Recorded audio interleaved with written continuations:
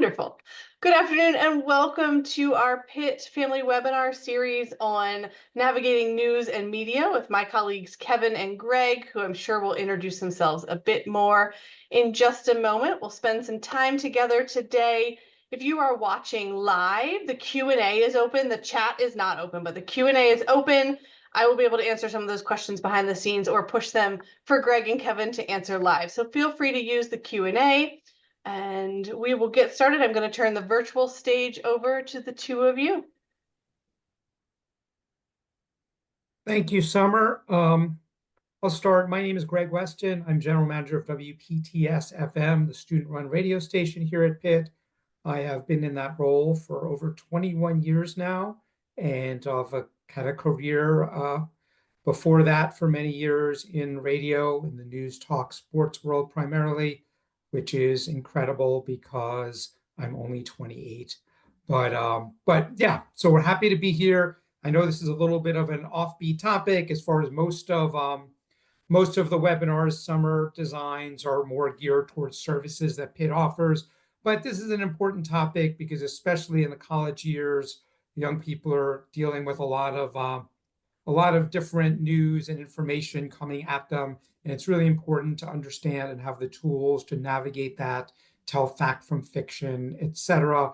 And we will at the end talk about some of the opportunities and resources here for Pitt-specific news. Kevin? Hi, I'm Kevin Smith. I'm the general manager of the Pitt News. Unlike Greg, I've only been here since 2021. Before that, I was a sports writer and editor in the city of Pittsburgh for my entire career. I finished up with 20 plus years as executive sports editor of the Pittsburgh Tribune Review. We too are facing different kind of challenges in trying to navigate ourselves through what is the media world now, of getting students ready to work in not only the print media, but in the marketing and the sales area too. We're a self-supporting, for the most part, organization here at the university.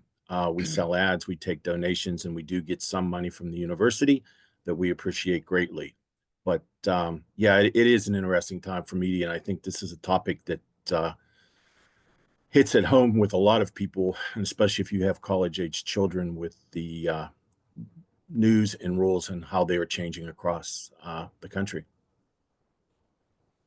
So we're going to start with a little bit of definitions and terms. There are a lot of words that have been thrown out there, and we're just going to sort of put out a few definitions for a few things here.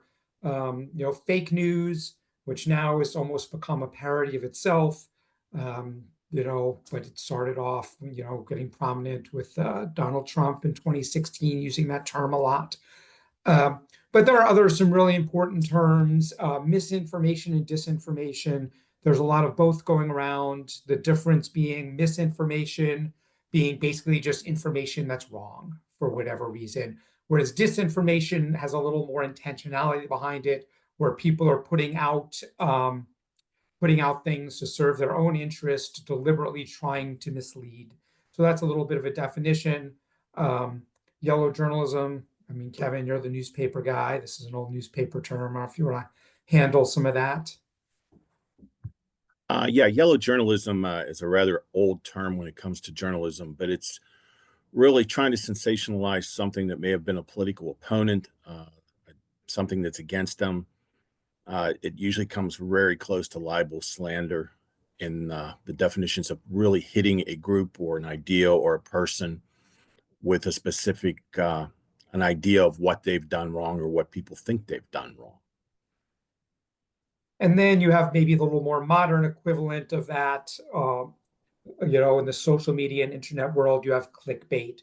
And clickbait is basically usually also involves the thought of deception in it, where you're maybe doing some really inflammatory or sensationalistic headline or photograph to get people to click on a website or a post or something like that. A lot of people tend to use clickbait, something they don't necessarily like or think is poor quality, but technically, it's more about a little bit of a bait and switch, which is where the bait comes from. So you won't believe what, so-and-so said, that kind of thing. is known as clickbait. And I think most of these, or at least the last few, fall under the general category of propaganda, which is it's just content that's put out there, less to inform and more to influence behavior, attitudes, those kinds of things. Propaganda also, one of the things that distinguishes it from just mere misinformation or disinformation, is often trying to play on the emotion of the audience. So just a few definitions to start out with. And Pitt on their website has a lot of information about some of these things as far as finding news, evaluating news, which we'll talk about for a while. And here's just a little chart. And Kevin, you found this somewhere on the Pitt website about some of the different types of misinformation that might be out there. Yeah, there's a whole section if you search for it on the Pitt website, which will give you tips on how to find things. And this one is really good, in my opinion, because it takes most of the main type of myths or disinformation that's out there. And in the old days, satire parody was very easily marked. Today, it's not. I think you have to be very careful. And when you start to read these things, you have to kind of stop. It's a common sense type thing when you have to stop and say, okay, is this right? Could this be right? And go back and double check to see if you find the facts other places on the internet. It's the same with misleading content or imposter or fabricated content. You'll see the word sources used a lot in newspapers, media, websites, especially. It's an easy way of putting an idea through without having to attribute to anybody. It's used heavily now.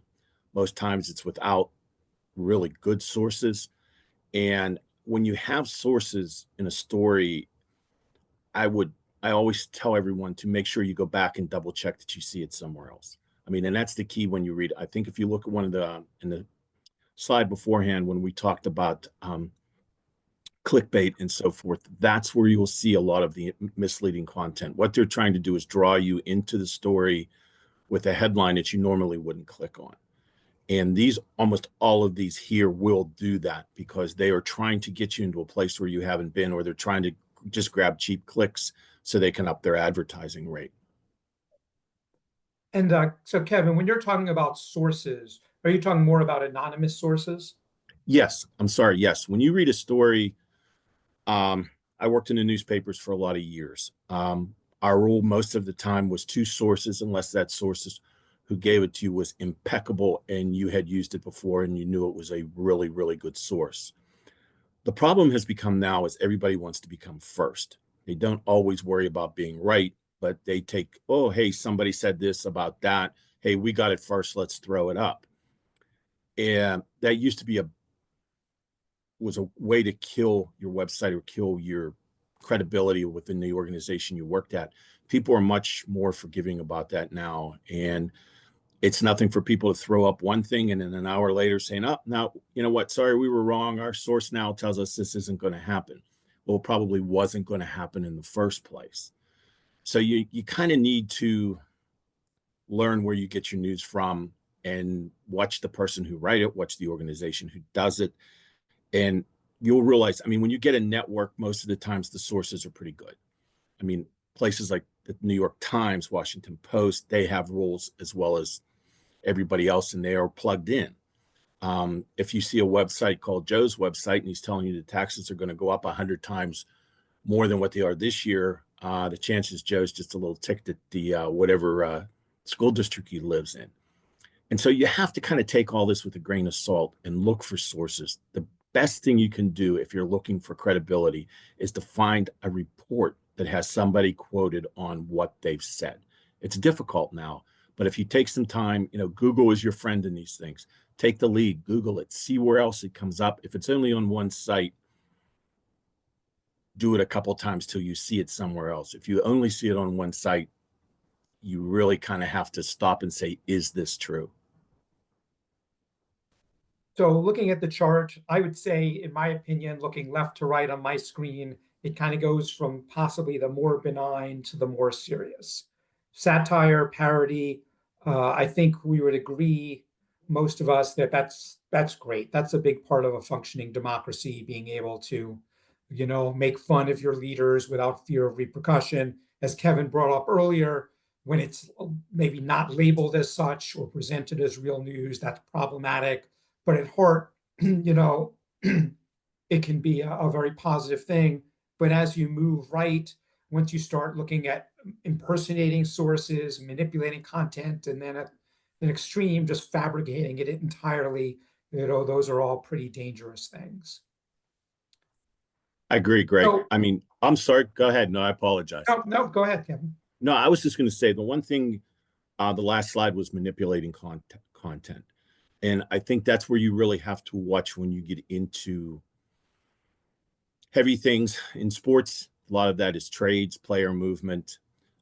In politics, it has become very, very popular to take a quote. Maybe somebody has a quote, but they cut off the back end of the quote. So you may only see the first part of the quote, which is inflammatory, but then they explain the second half of the quote. So you kind of have to, again, go back and find things. But that's probably the hottest thing right now, is the way people are editing and paraphrasing and using pieces of quotes, not entire quotes. Right. And that gets into kind of what I would consider the real meat of this presentation, which is evaluating news sources. And there are lots of ways to do that. And there are a couple of themes that we're going to keep coming back to.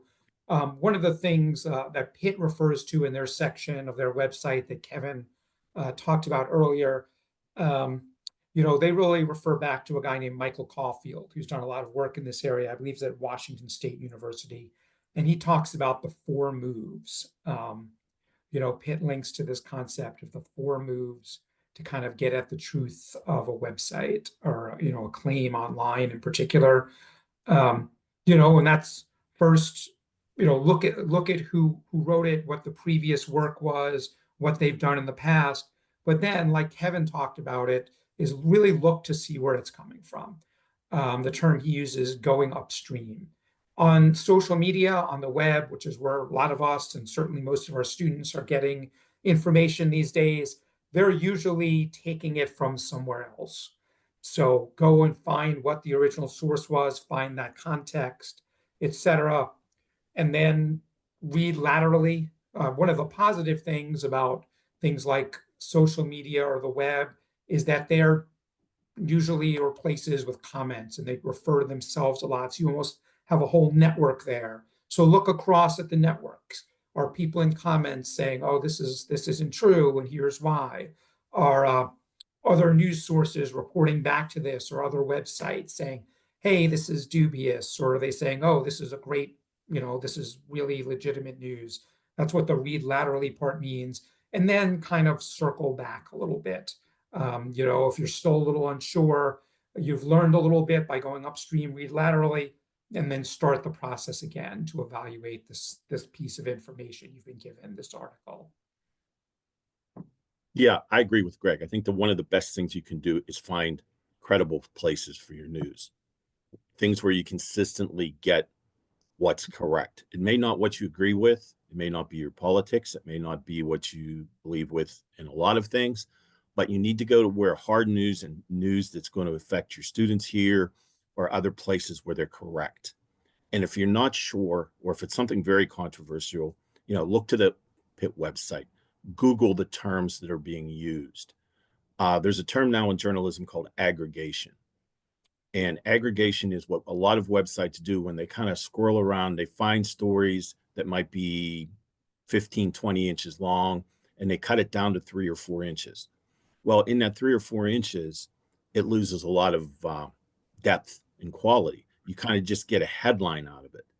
So when you see that, go and look, because there is probably a longer, better version of that information out there somewhere. And this guy, Michael Caulfield, has actually built upon these four moves with a new method. And this URL I have at the bottom of the slide is kind of long, but if you just use the beginning part, this check please CC, the Notion site, you'll probably come upon it. He has like a whole course free online in what he calls the SIFT method, and which is kind of what we were talking about in the previous slide, but expanded a little bit. But But to go very briefly, and like I said, this is a whole course you can take online. But the first thing, and this is really important when you're talking about the web and social media, especially, he says, is just stop. It's so easy to get down a rabbit hole and oh, and this, and you click on that, and then that leads you to this and that. So he said the first thing, if you're trying to like separate fact from fiction or figuring out if what you're going to read is true, if somebody forwards you something, it's an unfamiliar source, is just stop and then investigate. Look at the source themselves. Who actually wrote this article? Who posted this post? If it's not attributed to anybody, that could be a red flag right there. If it is attributed to somebody, what is their background? What does their social media trail look like? Do they have credentials? Do they have are they an officer of the government? Do they have a PhD? Whatever it might be. Those are the first two important things to do before you kind of get trapped in a big rabbit hole. Yeah, Greg. And a lot of these things come too from social media where you'll just get a post. May not be a link to the story. It might just be, hey, did you see that somebody said this, or this? And 5 years ago, it was a lot easier, especially with Twitter, now X. Everybody who you had to earn a blue check. Now, pretty much anybody can get a blue check if they're willing to pay for it. So you then have to look in their bio. You have to look at where they've worked. What's their history? Google their name. Rarely somebody outside of a major news source. You need to kind of go back a little bit maybe and check what they've had, if it's that controversial or it's that big of a story. If it's pertaining to Pitt, there's the Pitt News, which we run here. There's the university.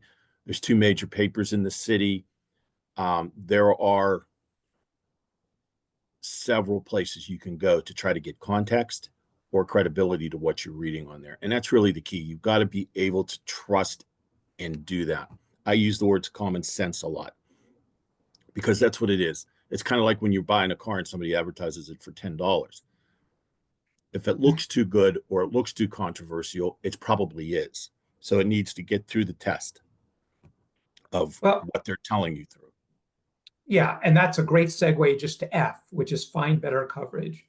For the most part, when we see something interesting, we're more interested in the topic than who wrote it, right? Maybe we do have a particular blogger we'll follow or journalist or something, but the advice here is you're investigating the source, but really you're also, well, this topic is of interest to me, so find that better coverage. Find the actual original source, find the authoritative, news source that's, again, a newspaper with a circulation of hundreds of thousands of people is probably, if they're reporting on it, has a better chance of being accurate than a random internet post. It's just common sense. So look more into the topic itself in addition to investigating the source, the person who actually posted it.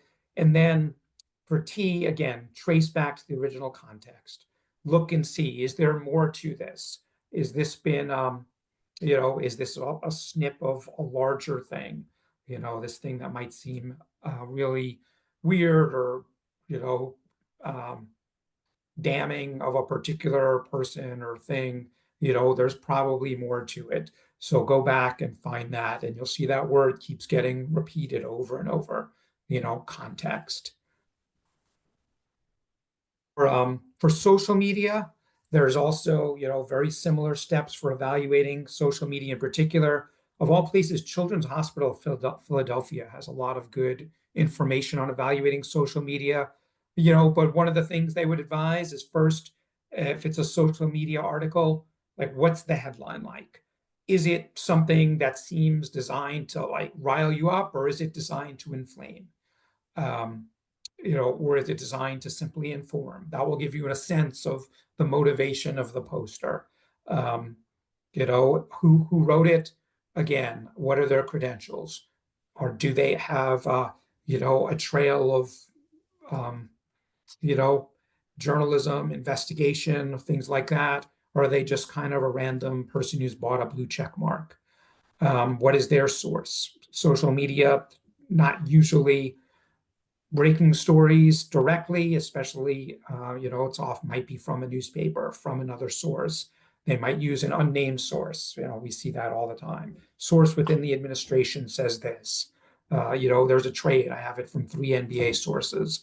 Do those seem authoritative? Um, the same thing with the headline. What is the content? Does it seem to be reported in an even-handed, informational way, or does it have a lot of buzzwords, that kind of thing? And finally, yeah, you want to jump in there, Kevin? Sure. No, that's fine. And when you were talking about the headline, you have to be careful when people are only posting headlines with a link. There's a trick to doing that where you're not putting any copy with the story, because then you can put anything you want in that headline. You do not know what you're jumping to. So look for a little bit of information with it. Did they put a link to the story where it's shown to go to a credible source? There are ways and things to look for that professional organizations do a really nice job of presenting. But if somebody puts it, hey, this guy's crazy according to the Joe's Business Times, well, might come inside and yeah, he's crazy because that's the name of his store. So you have to look to see how this really does and where's the truth in it. And a subsection of that content is the visuals, and especially as our younger students here have moved to Instagram and things like that, where it's all based on visual and less on text. Is this an actual photograph? Has it been documented? Has it been edited or manipulated in some way? There was an example, for instance, on this Children's Hospital website. They use about somebody doctoring a photograph of the headquarters of the Bill and Melinda Gates Foundation, where they just kind of really skillfully photoshopped on something about a Center for Human Population Reduction. Is that really what it's for? Is that really on their etched into the stone of their building? It is not. And sometimes, that might seem pretty obvious, but sometimes it's harder to tell. But something like a Google image search can really help you find the original source of a picture and whether it's been doctored or altered in any way. That's a big problem right now in the media and in journalism itself, is the use of AI, the use of manipulation of photos. For years, newspapers would say, "Oh, you manipulated a photo. We cut the background out. It was just a photo of, say, Andrew McCutcheon or whoever you would use that day." Now they're taking heads off people's bodies, putting them on other bodies, showing them eating dinner with other celebrities. I mean, yeah, it's difficult. Some media believe that that's AI is a great tool. A lot of people don't, especially when it comes to the written word, because now they're using AI to aggregate and take other people's stories and aggregate them and cut them down into a short thing, which people nowadays do not like to read long stories. They like to read short bites of information. It's everything everybody can say in 30 seconds is basically, what people read. And so you really, really have to be careful in looking at it. And again, if it's too good, and that's really, these are great breakdowns, but if it looks too crazy, too manipulated, take a hard look at that before you make a judgment. We're going to get into AI a little bit more in a couple of minutes. Before we do that, I also want to bring in a little, since we are talking, in the context of a university, there is it's important to also think about, we all consume news and media, for our own edification, entertainment, information, whatever. But there's also an academic context to it as well for your students. So I do want to, there's something that academics use for evaluating news, whether it's fit to put into an academic setting, a research paper or something like this. They use a very, academics like acronyms. They can be very, very boring and staid. So stay with me here. They call it the CRAP method. And this is, again, more for looking at research. This is something I can put in my paper as supporting evidence or something like this. And there are five things here, CRAP being an acronym: currency, relevance, authority, accuracy, and purpose. So currency just means, how current is it? Is it up to date? Is it taking all the latest information? For instance, your student might be a public health major. We know a lot more about COVID in May of 2025, June of 2025, than we did in June of 2020. So if you're going to bring in information and news from 2020 about that topic, it's probably not going to go over too well. Relevance, does it make sense to include? Does it support your argument? Is it an appropriate source for a college level paper, a college level presentation? Or is it something that's geared more for a younger, simpler audience? Authority, this is a big one when you're dealing with, with the academic world, is who is your source? We've talked about that a lot already, but if you're going to bring in a citation from somebody or an article, again, if it's written by rando internet influencer, it's not going to go over very well with your professor. If it's written by somebody who is an expert in their field, has credentials through their job, through their education, etc., that makes a little more sense. That can be complicated sometimes. I'll give an example. I went to Northwestern University as an undergrad. We had a tenured professor on our campus who was also a prominent Holocaust denier. And it was a constant source of embarrassment for Northwestern because these fringe publications would come up with this controversial stuff, and they'd always say, like, Dr. Arthur Butts, PhD, Northwestern University professor. And it seemed like he had authority, but he was actually an engineering professor. He had nothing to do with history or anything like that, wasn't an expert. So he would seem like an authority, but again, if you dug a little deeper, he wasn't. So you've got to be a little careful with that. And then accuracy, again, is it true? Is it supported, by actual like peer-reviewed journal articles, things like that? We can use those as things that are accurate, whereas other things might be a little bit debatable if they're just based on an anonymous source. That's not going to get you very far in an academic setting. And finally, and we're coming through some of these same themes again, purpose. If it's written with the apparent goal of influencing you or just getting people upset or something like that, it's probably not going to go as far in an academic paper as it would if your article does seem that your sourcing seems to be designed to inform.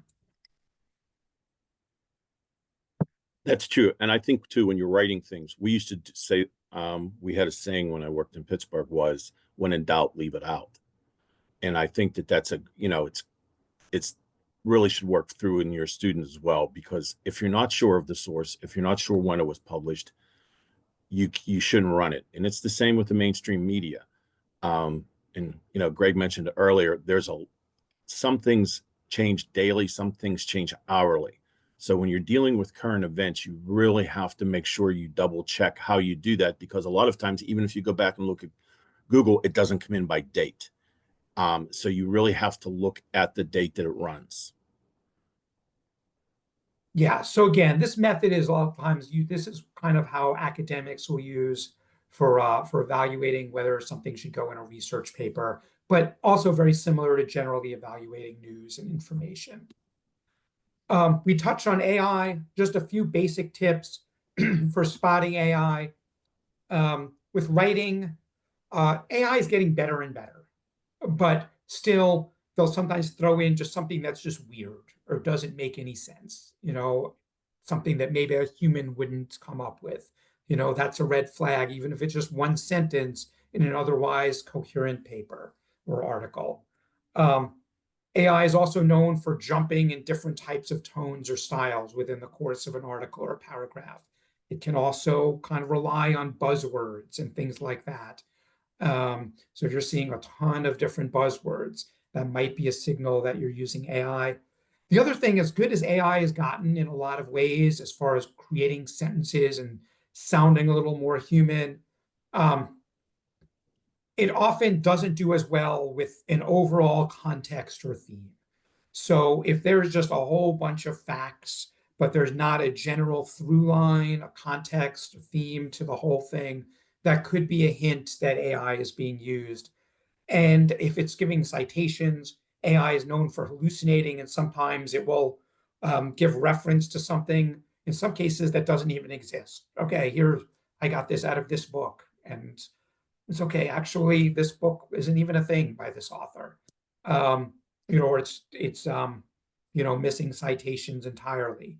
If you're not sure if something you're reading, an article is AI or not, click on one of the two of the citations, Google those. Are they right? Or maybe that's something, an indication that what you're writing isn't an actual human being.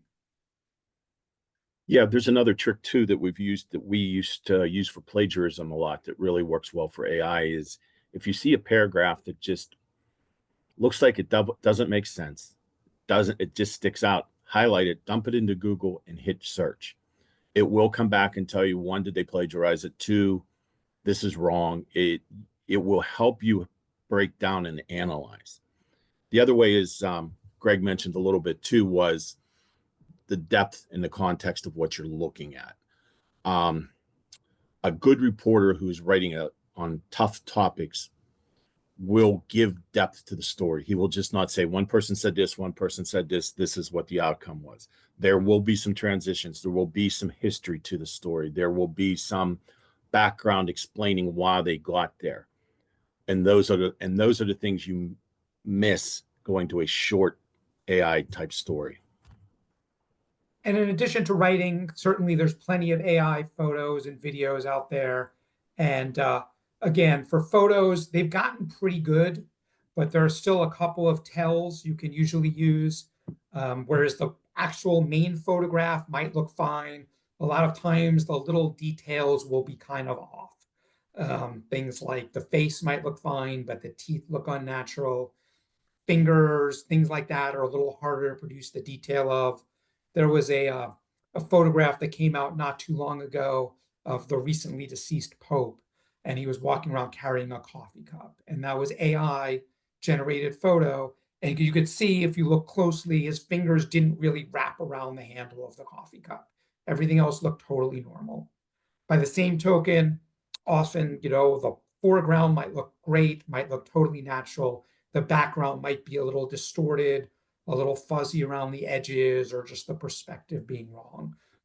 In this day and age, those are the tells for a AI photo. You're not going to see like a, super obvious differences in, a head placed on someone else's body. They've gotten too smart for that, but they're not smart enough for all the little details.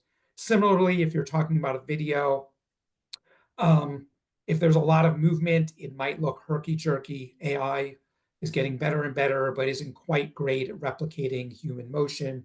And things like shadows and lighting might be a little off. Maybe there's no shadow where there should be one, or the texture is just a little strange as it goes from one thing to another. And for video, sometimes the audio can be mismatched depending on what kind of sources they're using. They're taking something from a picture of somebody on the beach and superimposing it so they're in the middle of the city and you're still hearing like seagulls in the background or something like that because it's carrying the audio from the video. Just a few basic tips for looking at what might be AI fabrications. Yeah, the thing is too, if you look, we used to teach people, look at the arms and the legs, because if things become disproportionate, you'll see somebody, they'll put two people in a photo and they'll go to wrap their arm around it, and they're clearly not in a position to go the whole way around, but you look down at their hip and there's a hand down by their hip. Their feet are not proportioned with how they would stand. They might be standing at an angle, but they've kind of moved the hips where you would only look up here possibly. You need to look the whole way down and look at the grass. Is the grass blades bent? Is the, what exactly do they have? Because people will actually go in and put grass where there is no grass. And while legitimate places won't usually do that, you really, really have to look more and more because they are getting very, very good at covering their tracks. And, if they do it by hand or they look at it, if they've taken a little bit of time, it's harder and harder and harder to tell what exactly has been changed in the photo. Okay. So that's just general stuff about how to evaluate the information that you might receive online, on social media, anywhere else really. The other thing you can use is fact checkers. You're not on your own. There are plenty of different places that do a lot of this work. Obviously, if it's a really specific local story, You're less likely to find fact checking, but there are plenty of resources out there. Here's a partial list. Factcheck.org, PolitiFact, obviously dealing with politics. I personally think Snopes does a great job. They've been around for a long time, and they will, a lot of these will just do true, misleading, really simple. But Snopes will give you a lot of context and how they reach their conclusions and et cetera, et cetera. The Washington Post has a fact checker. And the other two, this Media Bias Fact Check and the allsides.com. One of the things that I like about those two is they actually give you a rating on a particular media site and where their general bias lies. So you might say this is a newspaper and this is, a highly resourced newspaper, but it does tend to be very right of center or left of center, which doesn't make it inaccurate, but might give you the tools to maybe have some skepticism of some of their claims, which I think is just important context. Again, context for how you're evaluating what you're reading. Kevin, do you use some of these? I've used Snopes, PolitiFact. We've used, well, the Washington Post is very good. Some people will probably disagree with me, but during the election process, CNN has always done a fairly good job. The gentleman they have, I can't think of his name, who does their fact checking is very, very good. And a lot of times we actually do it ourselves. If we see something that's highlighted or we see something that's not right, then you go back and we'll even go another step. If you're in the newspaper, go one more because you only have one chance to get it right. So we will look at sites here. If we see anything if you see 4 sites reporting the same thing, you've got a trend. If you see one and you're still not sure, then you got to keep going back until you find the original, which is difficult, but much easier than what it was 10 or 15 years ago. Okay. And, as we go past this, I know these slides will be posted or a recording of this, if you want to go back and jot down some of these sites just for your own reference. One of the things we did talk about in that last section a little bit was bias. I just want to touch on this concept kind of briefly. Bias is something that can be a little bit nebulous at times. We all carry around biases of our own, I think, and this is probably a topic for another day, but Kevin is a newspaper person. I think there's that goal for objectivity, and you can question whether that's ever realistic, right? We all have our own viewpoints of the world and their own ideal worlds we want to live in. So we all have our own little biases. If you're evaluating a media site or a post or an article, just a few areas where you can maybe start to see some of that bias. No place, even the internet, has unlimited space for stories. What are they choosing to cover? What are they not covering? And how much priority are they giving a potential story? And feel free to jump in at any point here, Kevin.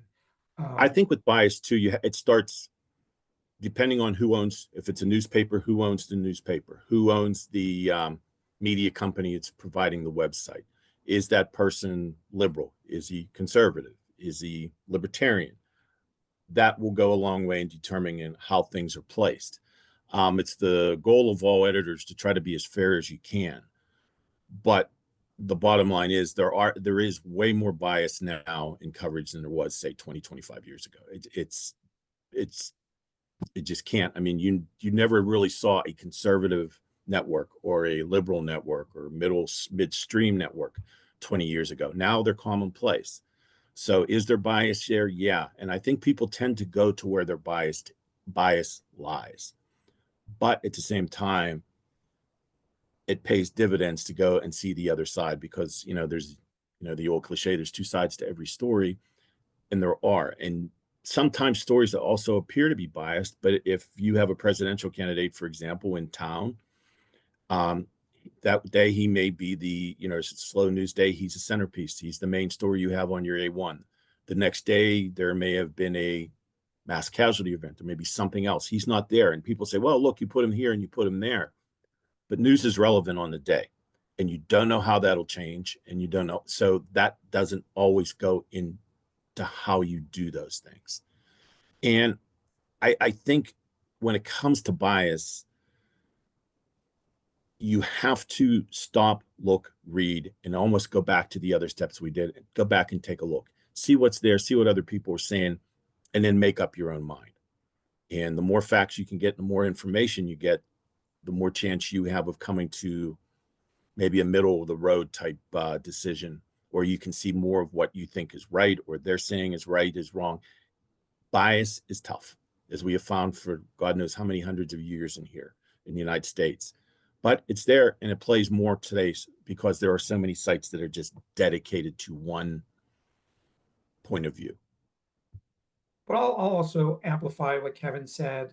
I think it's really important to periodically just look at even a quote unquote biased site that doesn't agree with your site, your side of things, just to get an idea of how things are being reported differently. And,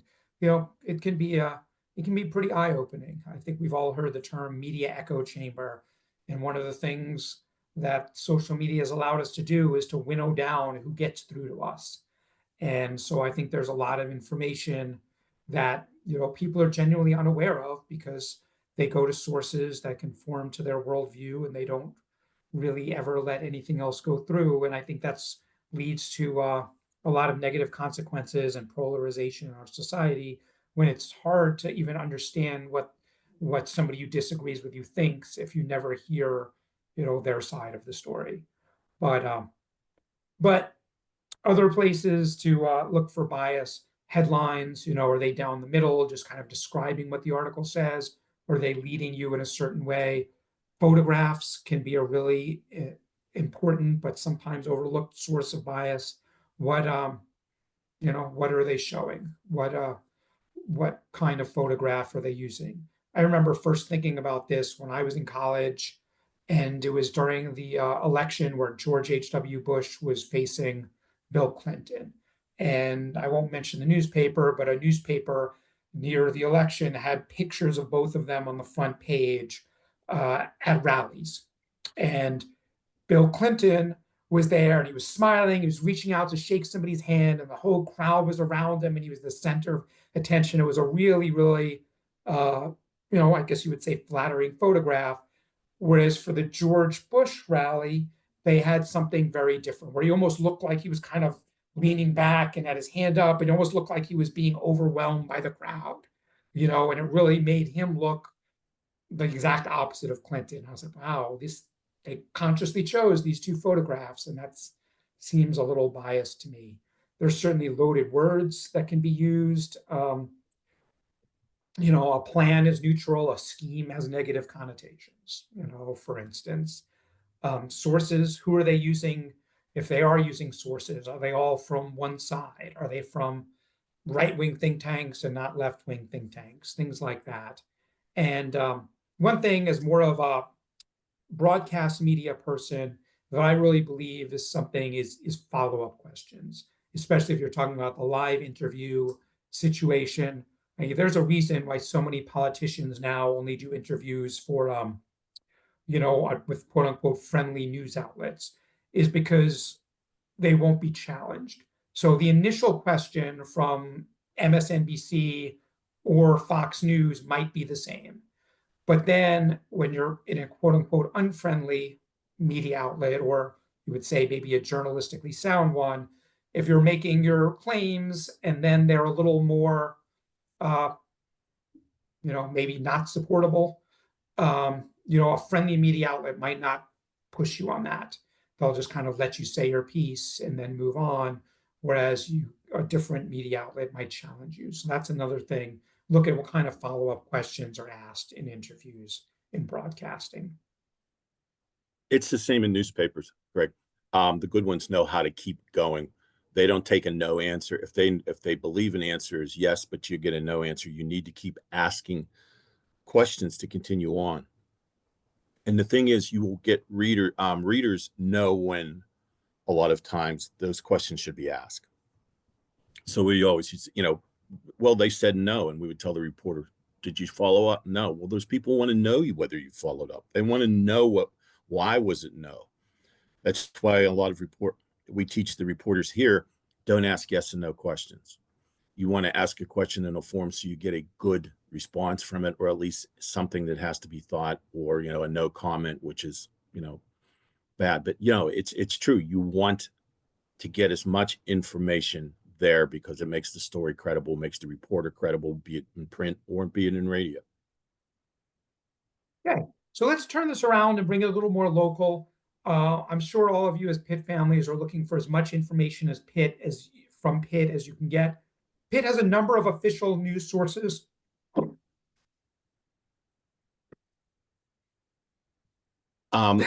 Yes, and you know what? And these work very, very well. Using social media with these Pitt augmented websites and Instagram, Twitters, whatever they have. The ENS alerts are absolutely important because they tell you what's going on campus if there is a problem, and their website has become much better at explaining what's going on once you get the ENS alert. University Times does a great job of writing about some of the positive stuff and some of the issues on campus.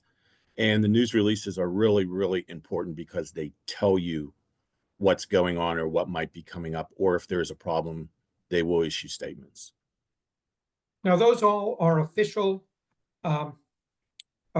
Pitt sources of information. There's also student media, which is editorially independent for the university. There are three main ones. I'll start with us. The Pitt News here. We have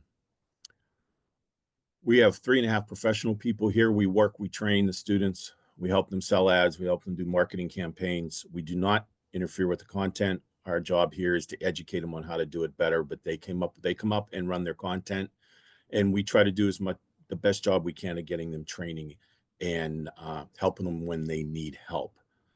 But they're also, you know, we also try to become the source. I mean, we should be the people who are breaking a lot of the stories here on campus. WPTS Radio does not do as much in-depth hard news as the Pitt News does. We do have a news department as well. We do a deep dive public affairs show about a Pitt topic, hour long every week, as well as news updates. If your student wants to get involved, they can just email us there, and the website is there for you. And there's also a student-run TV outlet. They do not do a whole lot of news. They have a couple of politically oriented shows, but if you have a student who's interested in learning about video production or something like that, that could be a good outlet for them.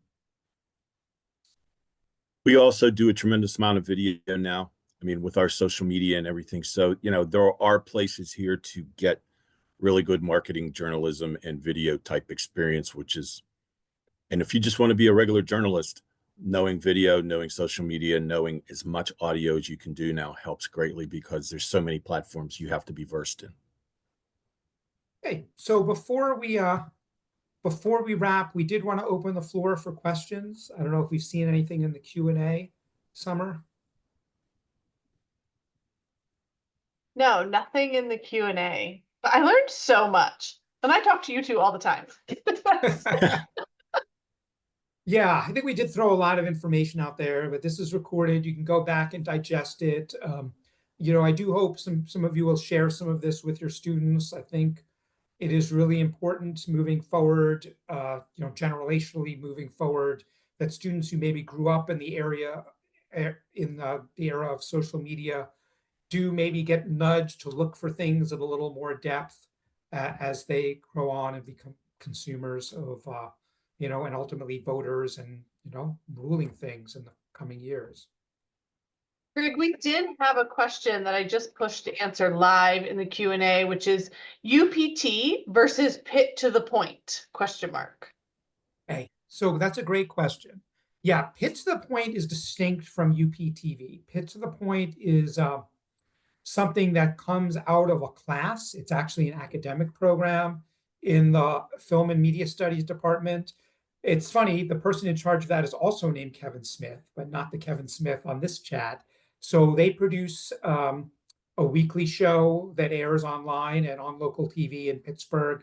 It is a tremendous product, but is not technically student media, which is why we didn't mention it here. But yeah, that's also a great thing. That's kind of a weekly news magazine for those who don't know, who kind of cover things on campus and around Pittsburgh. And students work alongside a professor named Kevin Smith to put that out, but it's not technically a part of UPTV.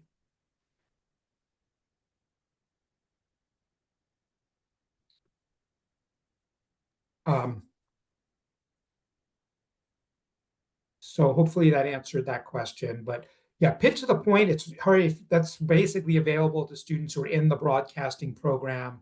It's a limited access because there are only so many slots in the class to go around. But if you do have a student who's interested in that, you're not going to get any better experience in television pretty much anywhere at any school than doing something like Pitt to the Point. It's just fantastic.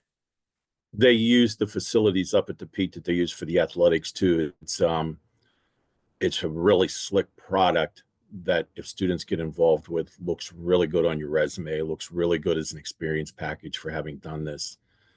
And having done this for, a few years, the more now that you can use, I can't stress that enough. If you have students, if there's students watching, if your student wants to do something like this, there's newspaper, there's radio, there's TV.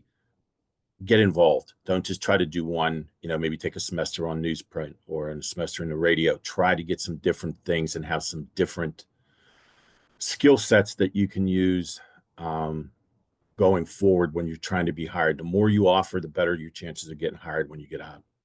Yeah, Kevin and I both spent years hiring people in media. And the last thing I ever looked at was what classes did you take? It's all about, what did you produce? Do you have a demo reel? Do you have articles and clips if you're a print person? So definitely, from the actual student development standpoint, you've got to get involved in hands-on things. Just taking the classes isn't enough if you're looking to get into a career in media. I'll echo what Greg said. We've built a marketing team here in the last couple of years, and our hire rate is very, very high. And most of the students have come back and told us that the majority of their interview about was what they did for us, not what classes they had. They wanted to see what their portfolio was, what was published through us, what was put online through us. And we've become pretty popular. I think we're at like 97% hire rate before they leave. I mean, we're doing really, really well here. So the more experience, the more professional experience you can get, the better it is. Okay. If there are no more questions, we'll wrap. But, we've been talking about all social media, and today's people are conditioned to kind of just not get too far in depth. So we will basically just bow to that and summarize really briefly what we've been talking about for the last 53 minutes. First of all, it's important to navigate news, but it takes a lot of work, to really be an educated and, informed consumer of news. It's going to do more than just reading what comes across your feed, or picking up a newspaper or turning on a radio or TV station. It's going to be, doing a little bit of investigation. Context is key. We've used that word as much as any other in this thing. There can be a lot of things that are true, but kind of not true in the context in which they're presented. So that's really important. Something else I really want to emphasize, don't amplify until you verify. In other words, just because something comes across your feed, don't repost it and send it out until you know it's true. A very dramatic example of this a few years ago, and I'm sure Summer remembers this very well. There was a hoax where they said there's a high school right near campus where they said there was a shooting, an active shooter at this high school. And it spread like wildfire around campus, caused a lot of angst and I would say trauma. I mean, Summer and I have a good friend and colleague whose daughter was at the school at the time. And people think they're doing a good thing by, okay, I'm going to let people know about this. And lots of details came out. None of it was true. And I think people would have been a lot better served if rather than saying, oh my God, I got to get the word out. This is so serious. This is horrible. People need to know, if they had actually taken the time to check, was anyone outside of social media reporting this? That kind of thing will put a big damper into the spread of misinformation. Check biases. The biases, what you're consuming, but also your own biases. Are you dismissing the story just because it doesn't agree with what you already think or you believe? And finally, plenty of options for news about Pitt, from the official sources we went over to the student media sources, which we're all reporting to one degree or another. Kevin, anything else to add? No, I'll just add one thing. I think the difference probably when Greg and I were in college to now is the news has become way more complex and way more layered, so to speak. Everybody's here is busy. The students especially are busy, especially the ones who are really engaged in doing multiple things.